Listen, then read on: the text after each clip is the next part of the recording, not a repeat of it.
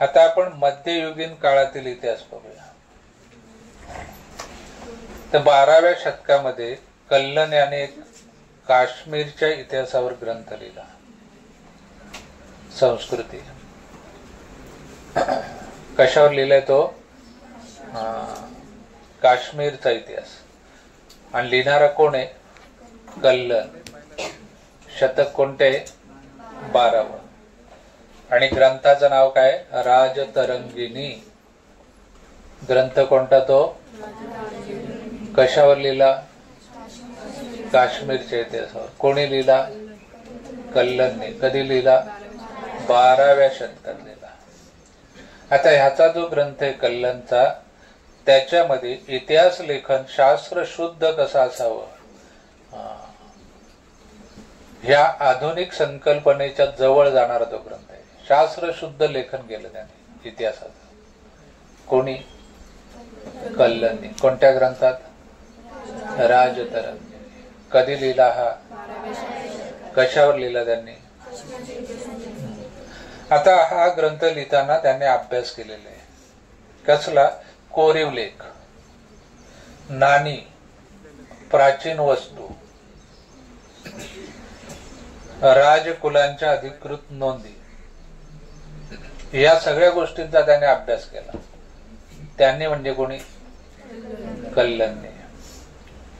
कोरीव लेख, नाणी, प्राचीन वस्तूंचे अवशेष, राजकुलांच्या अधिकृत नोंदी, स्थानिक परंपरा, या सगळ्या साधनांचा त्याने चिकित्सक पद्धतीने अभ्यास केला आणि ग्रंथ लिहिला. कोणता ग्रंथ? कोणाच्या कशावर येतो? कधी लिहिलाय तो? हे सगळं मध्ययुगीन काळातलं इतिहास लेखन आहे भारताच्या संदर्भातलं. दुसरं असं, भारतामध्ये मुस्लिम राज्यकर्ते होते. त्यांच्या दरबारात काही इतिहासकार होते. कोणाच्या? मुस्लिम राज्यकर्त्यांच्या. तर ते जे इतिहासकार आहेत त्यांच्यावर प्रभाव होता त्यांच्या लेखनावरती, अरबी आणि फारसी इतिहास लेखनाचा. कोणाच्या दरबारातील हे इतिहासकार? मुस्लिम राज्यकर्त्यांच्या. त्यांनी जो इतिहास लिहिलाय त्याच्यावर प्रभाव जाणवतो आपल्याला. कशाचा? अरबी आणि फारसी इतिहासकारांच्या इतिहास लेखनाच्या परंपरांचा. आता त्याच्यामध्ये एक मुस्लिम इतिहासकार आहे ज्याचं नाव आहे झियाउद्दीन बर्नी. मुस्लिम इतिहासकार कोण? त्याने एक महत्वाचा ग्रंथ लिहिलाय. त्याचं नाव आहे तारीख-ई फिरोजशाही. कोणी लिहिला हा? झियाउद्दीन. कोणता ग्रंथ लिहिला? इतिहास कशासाठी लिहायचा, म्हणजे इतिहास लेखनाचा हेतू काय असावा ते त्यांनी त्या ग्रंथात लिहिलंय. त्यांनी म्हणजे कोणी? कोणत्या ग्रंथात लिहिलंय? तारीख-ई फिरोजशाही. इतिहास लेखनाचा हेतू काय असावा हे त्याने लिहिलं. ते काय म्हणणं आहे त्याचं, की इतिहासकारांचं कर्तव्य फक्त राजकर्त्यांचे पराक्रम आणि कल्याणकारी धोरणांचे वर्णन करून संपत नाही. इतिहास लिहायचा म्हणजे केवळ पराक्रम आणि त्याची कल्याणकारी धोरण एवढ्याच गोष्टी नाही. मग काय? तर त्या राजकर्त्याच्या दोषांचं आणि चुकीच्या धोरणांचं चिकित्सक विवेचन पण पाहिजे. तुम्ही चांगल्या गोष्टी दाखवतो तर त्याच्या चुका पण दाखवायला पाहिजेत. इतिहास वास्तववादी पाहिजे ना, जे घडले तसं लिहायला पाहिजे. त्यांनी चांगल्या गोष्टी केल्या लिहा तुम्ही, पण त्यांनी काही चुका केल्या तर त्या पण लिहायला पाहिजेत. असं कोणाचं मत होतं? झियाउद्दीन बर्नी. कोणाचं?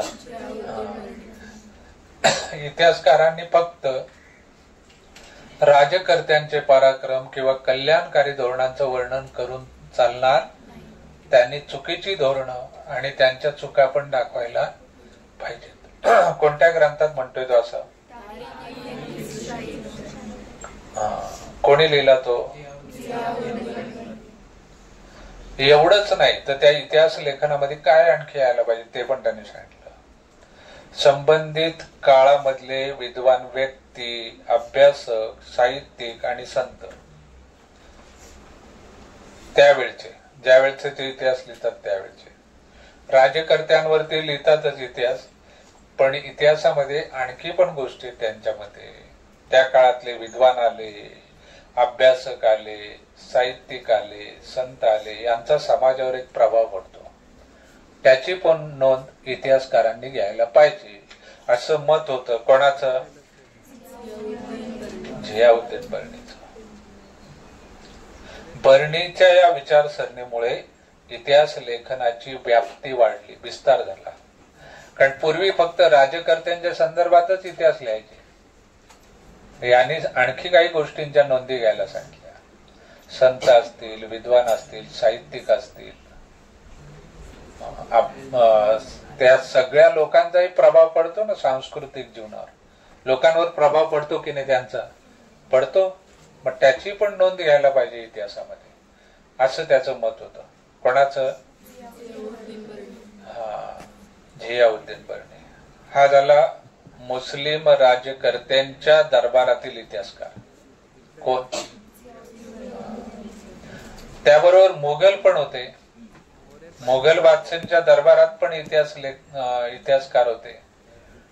आता बघा, याचं इतिहास लेखन वेगळे आणि मुघल बादशाहांच्या दरबारातील इतिहासकारांच्या लेखनामध्ये काही वेगळ्या गोष्टी आहेत.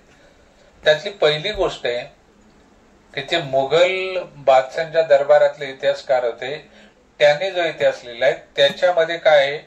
राज्यकर्त्यांची स्तुती. कोणते इतिहासकार? मुघल बादशाहांच्या दरबारातील.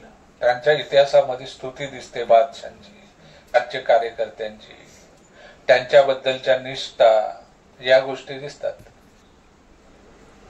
कोणाच्या लेखनामध्ये? मुघल बादशाहांच्या दरबारातील इतिहासकारांच्या. आता बघा, मुघल बादशाहांच्या दरबारातले जे इतिहासकार होते त्यांच्या लेखनात काही नवीन गोष्टी आल्या. त्यातली पहिली गोष्ट आहे समर्पक पद्य उतारे. त्यांच्या इतिहास लेखनात पहिल्यांदा दिसायला लागले. काय?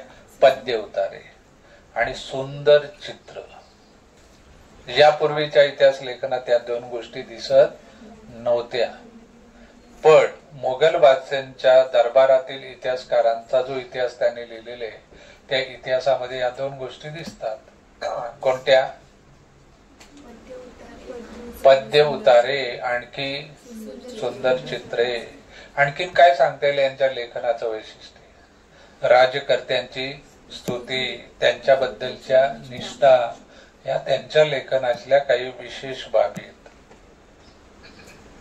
मुघल साम्राज्याचा संस्थापक कोण? बाबर. कोण आहे? बाबर. त्याचं एक आत्मचरित्र आहे, तुझुक-ई-बाबरी.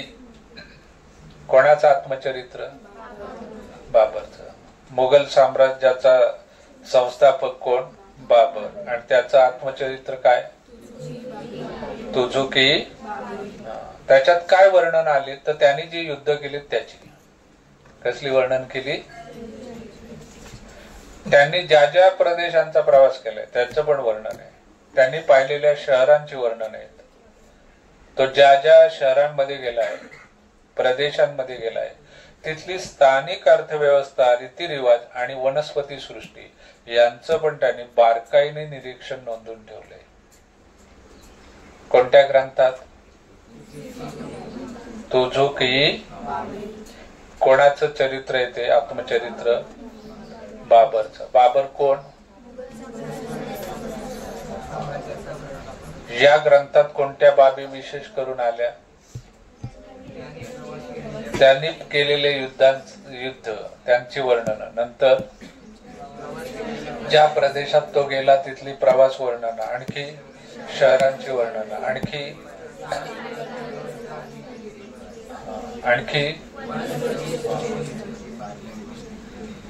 हे झालं बाबरचं आत्मचरित्र, तुझुक-ई-बाबरी. दुसरा एक ग्रंथ आहे, मध्ययुगीन काळातील इतिहास लेखनाचे एक उत्तम उदाहरण आहे, अबुल फजल. कोण आहे हा इतिहासकार? अबुल फजल. अकबरनामा कोणता ग्रंथ आहे त्याचा? कोणाचा? अबुल फजलचा अकबरनामा.